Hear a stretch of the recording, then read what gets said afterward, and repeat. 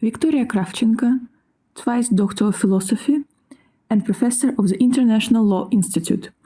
Victoria Kravchenko has a double PhD in philosophy, history of philosophy and philosophy of religion, and she is a professor of the International Law Institute. She authored 10 scientific monographs and textbooks, including over 100 articles. She carries in-depth research of the history of Russian philosophy, general theoretical, psychological, historical, and philosophical studies, cultural problems of mysticism and esoterics, theory of culture, virtualism, cultural and philosophical aspects of social transformations. She participated in research expeditions to India and Lake Baikal to study religious and mystical practices. She has lectured at universities in Finland and participated in international conferences and congresses in India, Poland, Australia, Italy, Greece, Finland, the UK, and China. She has published several publications about the life and work of Helena Petrovna Blavatsky. Kravchenko Victoria Vladimirovna, twice Doctor of Philosophy and Professor of the International Law Institute. The role of Helena Petrovna Blavatsky in the historical process of the formation of the Russian mentality.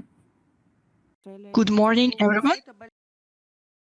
You can see the big picture only at a distance. When you think about your efforts and your goals, you can be truly appreciated in the centuries. At present, on the base of new philosophical, theoretical, and historical cultural concepts, we can and we should investigate the personality and activity of Helena Petrovna Blavatsky, first of all in the aspect of her influence on the Russian national mindset, which began to be comprehended and defined in its uniqueness in the 19th century. The central concepts in our reasoning are such ambiguous categories as mindset and mentality, which are currently interpreted in my monograph called Symphony of Human Culture. You can see it on the slide and on our expedition.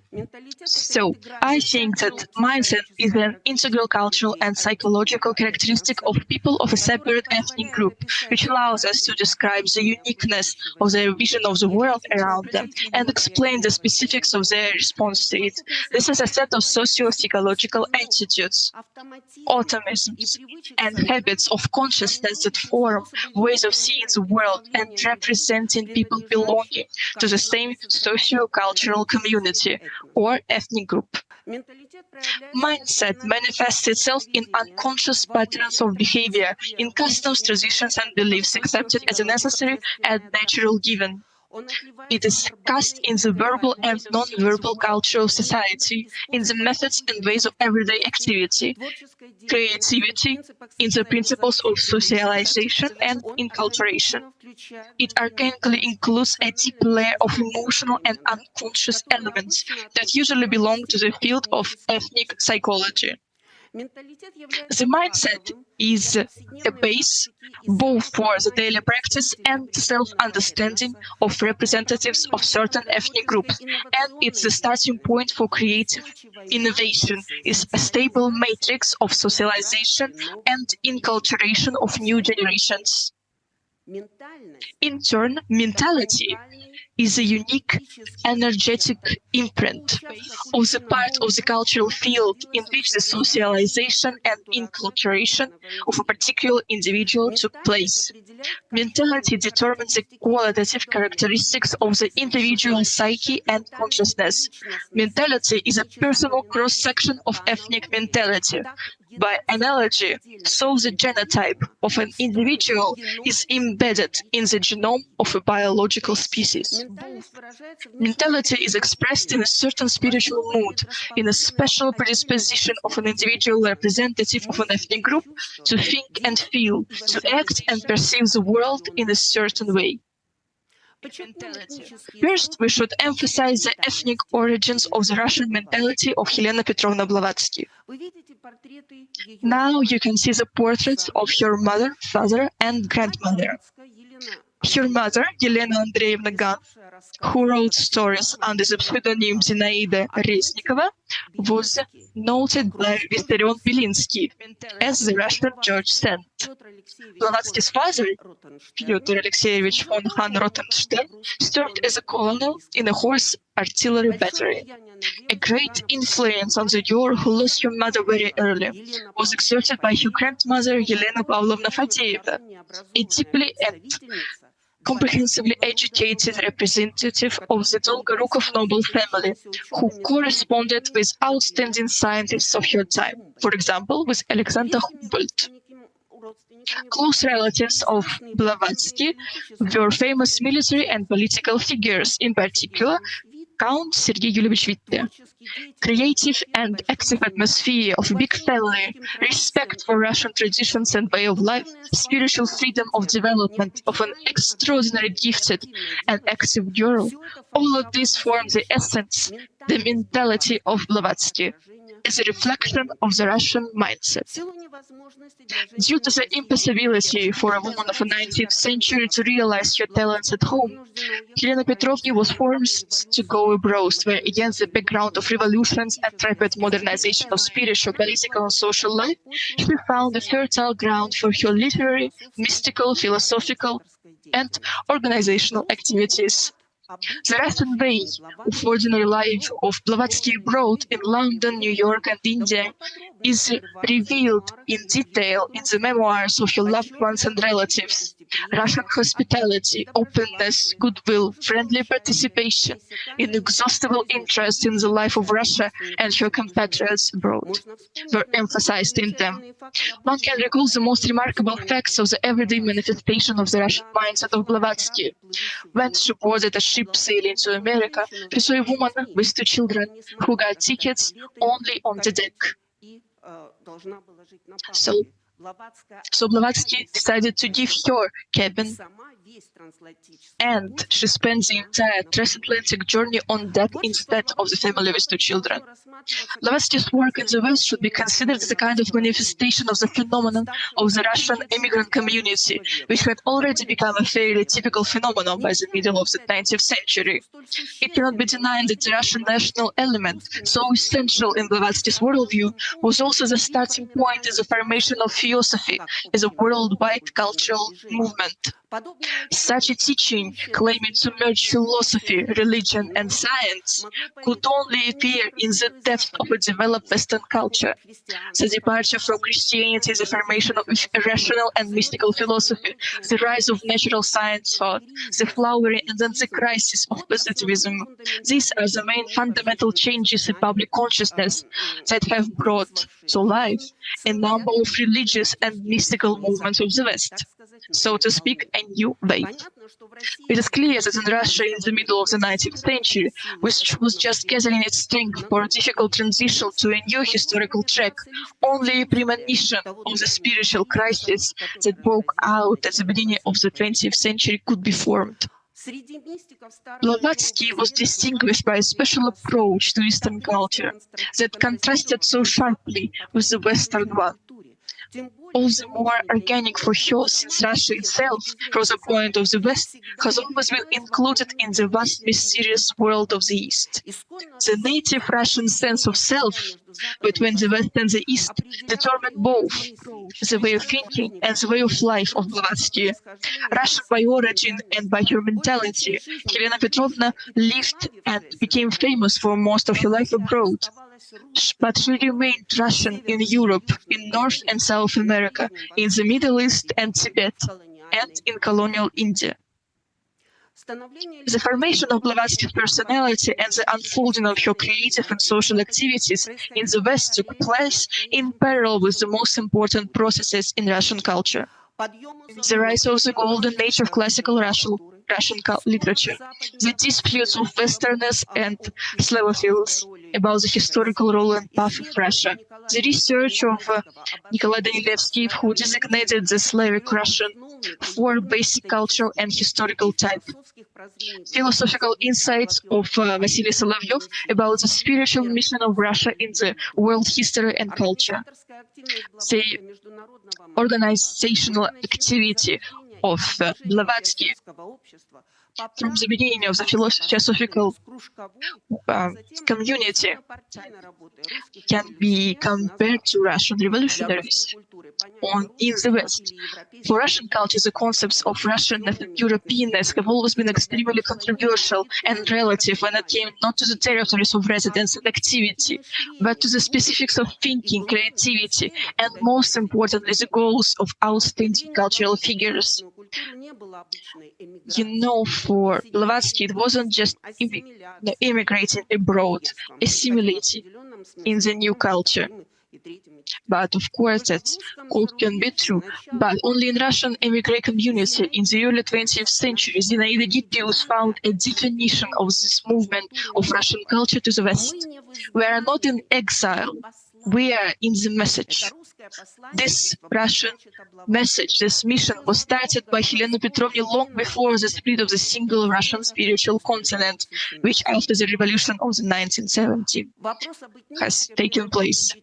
The question of a person's ethnicity and the basis of his mentality in Russia of the 19th century was solved unequivocally by a Dane by origin, but mentally a Russian person, Vladimir Dal,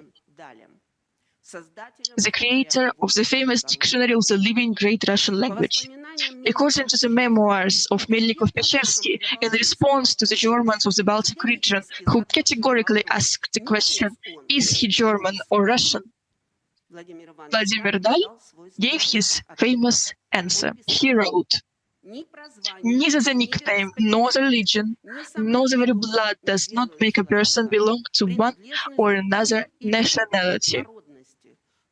The spirit, the soul of a person, that's where you need to look for his belonging to this or that people. How can one determine the belonging of the spirit? Of course, by the manifestation of the spirit, by thought. Whoever thinks in what language belongs to that nationality. And I think in Russian. And Blavatsky has always been thinking in Russian too. Her first travel notes from abroad were letters to her homeland.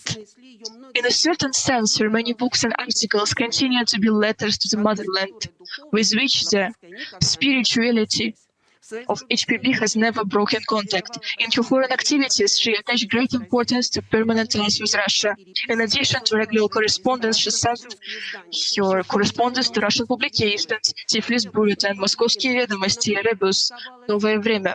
She has published a lot with Katkov in the Russian Bulletin. At the beginning of her literary career, on the recommendation of the spiritualist writer Davis, Blavatsky conducted a long-term correspondence with Aksakov, Alexei Butlerov, and other Russian scientists. As noted by Venterova, Blavatsky began an article specially for Russian magazines entitled Theosophical Society, a fairy tale of the 19th century, in which she actually tried to create a new myth about her mission as a disciple of the great Mahatmas and the activities of the society she founded. She considered it her duty to enlighten the Russian public, so that, and I cite, so that she would not confuse Theosophists with the adherents of Allan Kardec, so spiritualists. In the Theosophical publications in the West established by her, Blavatsky responded to the events of the Russian cultural life. For example, in the London edition of Lucifer, she published an article about Leo Tolstoy entitled The Science of Life, in which she analyzed the philosophical views of the great Russian writer, believing that he, not being a theosophist and a cultist, and I cite, achieved possession of the philosopher's stone, so development and the manifestation of your higher self in your personality.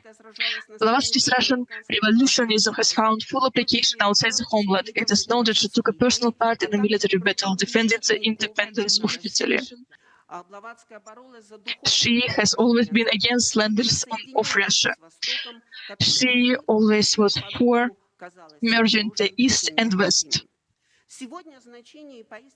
Today, when we talk about the importance of Blavatsky, we look at it from the importance of the effect she had on the Russian mindset. If we take the complex historical cultural process of the unfolding of the Russian mindset and finding out the super ethnicity, said by Lev Gumilev, the super mentality of the Russian mindset. Blavatsky's her personality was formed during the great, questions when we were deciding who are we, the East or the West, and who is to blame. So what was the influence of HPB's mindset on the Russian mindset? Blavatsky has become popular in Russia after she has published Rak Debate in the Moscow Ведомости of Katkov. Later they were published in a different book in Moskovsky Vestnik. The importance of this book for the reading part of the Russian population was innumerable, because the myth of East has been able to make the Russians think about the possibility of contact with the East and West, to be able to think about of us as the East or as the West.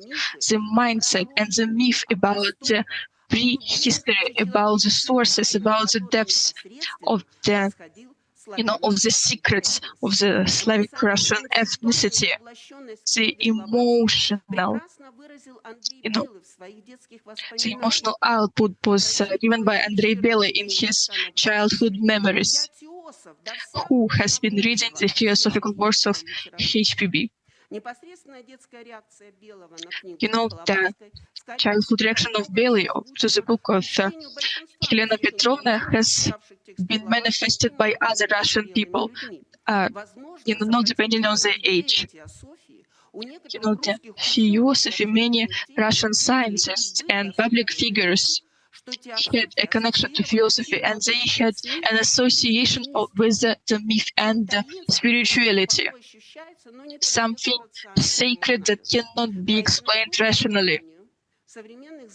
And the modern and East scientists have decided that HPB was the first to create the myth of the mystical East, the mystical and attractive East that has had an influence on all of culture of the 19th century. And this is not just the Orientalism we're talking about, so the look of the colonial West on the colonized East, but the socio-cultural myth of the East that is unfolded through the scientists and teachers, the secrets of civilization, the utopical projects of the ideal society, where the occult knowledge and modern science come together, and where the universal stages are unfolded of cosmogenesis and anthropogenesis. Blavatsky has given the idea, the realization of our own original path, that is at the crossroads between the East and the West, as had by Belый.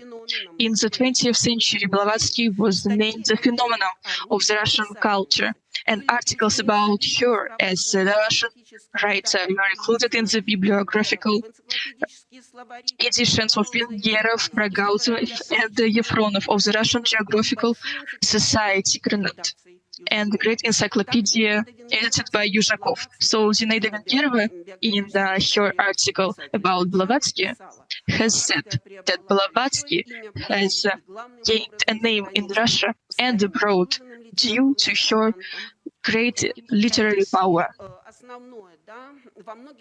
And which is important, this great woman has left her homeland from a young age, but she preserved the typical features of a Russian lady Landowner all her life, combining in her character purely Russian open disposition, trustfulness, and deep contempt for people and the ability to use their weakness. So Helena Petrovna managed to create a huge movement in America. So those are the thoughts of Vengerova.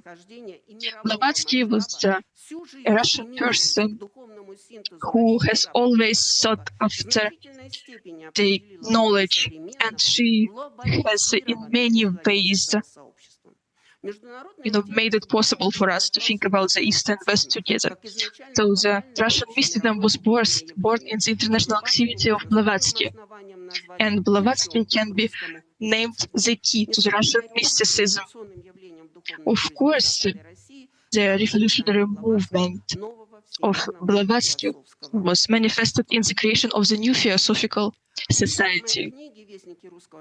In my book, The Messengers of Russian Mysticism, I think that Theosophy is the first largely unconscious attempt to form a kind of philosophy for everyday life, organically combining all worldview concepts: religious, scientific, philosophical, ethical, aesthetic, etc. Lifestyle is the main concern of Theosophists, the momentary lifestyle of a specific given living person. Blavatsky carried out a revolution in the spiritual life of the West. She introduced or brought back the tradition of practical teaching, a direct, not abstract theoretical form of teaching. Blavatsky's apprenticeship in Tibet and India relied not so much on the book tradition as on the personal spiritual and practical experience and direct guidance of the teachers. She received information in an altered state of consciousness. Those were the absolutely innovative approaches to understanding the truth in the West. Zhelyakovskaya, the sister of Helena Petrovna, noted the dangers of the situation, because in the West Helena Petrovna received great fame. Her books and articles were incredibly popular, but in Russia she was for a long time unknown. After Blavatsky's death, Theosophy in Russia was persistently promoted not only by Zhelyakovskaya, but also the editor-in-chief of the Russian journal Bulletin of Theosophy, Anna Kamenskaya, translator and writer Pisareva, Legend of Symbolist Circles, Anna Minslova, and so many others. The Russian Theosophical movement was an integral part of world theosophy. As it is known, the founder of the Russian mystical philosophy, Vladimir Solovyov, protested against the very name of the current theosophy. Since in the philosophical tradition, theosophy is mystical knowledge about God and from God. In Blavatsky's philosophy, Solovyov saw the phenomenon of advancing Buddhism on the Western world, but he considered theosophists only as tools, not initiators of this movement, but he recognized Blavatsky's extraordinary abilities. Not knowing the ways to receive spiritual information, he judged about the orientation of theosophists to Buddhism by philosophical sources. In the Theosophical teachings, Solovyov saw a charlatan attempt to adapt real Asian Buddhism to the mystical and metaphysical needs of a semi-educated European society, dissatisfied for one or another reason with its own religious institutions and teachings. But at the same time, the outstanding Russian philosopher recognized some positive contents of the so-called Neo-Buddhism of Blavatsky. In his review of her book, The Teachings of Theosophy, Solovyov distinguished two concepts of the Theosophy's teachings about the sevenfold composition of the human being and cosmic cycles of world development, with which the spiritual development of mankind is connected.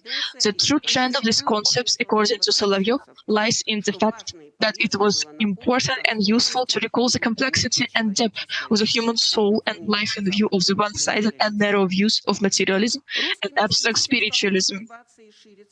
Russian mysticism began to develop and expand by the beginning of the 20th century, grown not only by thousands of branches of the Theosophical Society, but also by the work of Russian symbolists, cosmists, the activities of the Rerik family, Daniil Andreev, Russian occultists, Rosicrucians, and etc. There were also, in the history of Russian public life of the 19th century, the so-called women's issue was extremely acute. In other words, the struggle of Russian women for their social and political rights. Helena Petrovna is the famous Russian woman who launched a worldwide spiritual and social movement abroad.